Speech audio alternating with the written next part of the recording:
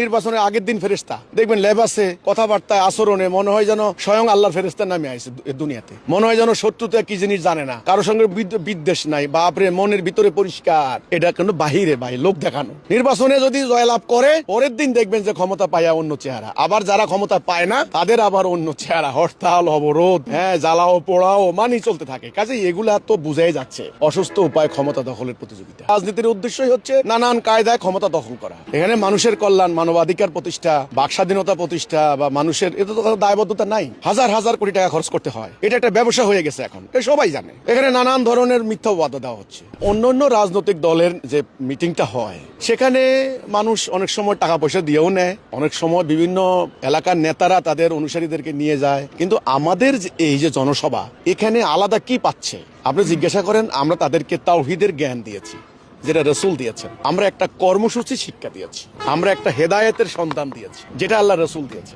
সেই কাজটাই আমরা এখানে দিয়েছি তাদের।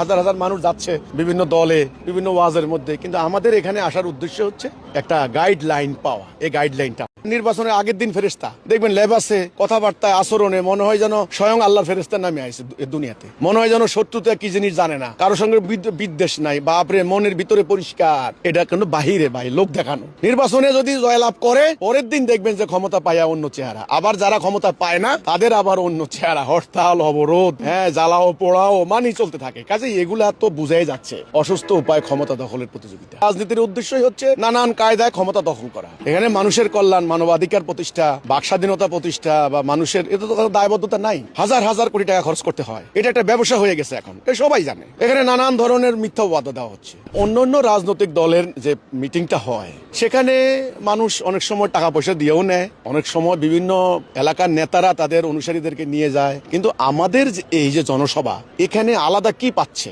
আপনি জিজ্ঞাসা করেন। আমরা তাদেরকে তাওহীদের জ্ঞান দিয়েছি যেটা রসুল দিয়েছেন, আমরা একটা কর্মসূচি শিক্ষা দিয়েছি, আমরা একটা হেদায়েতের সন্ধান দিয়েছি যেটা আল্লাহ রসুল দিয়েছে। সেই কাজটাই আমরা এখানে দিয়েছি তাদের। হাজার হাজার মানুষ যাচ্ছে বিভিন্ন দলে বিভিন্ন ওয়াজের মধ্যে, কিন্তু আমাদের এখানে আসার উদ্দেশ্য হচ্ছে একটা গাইডলাইন পাওয়া। এই গাইডলাইনটা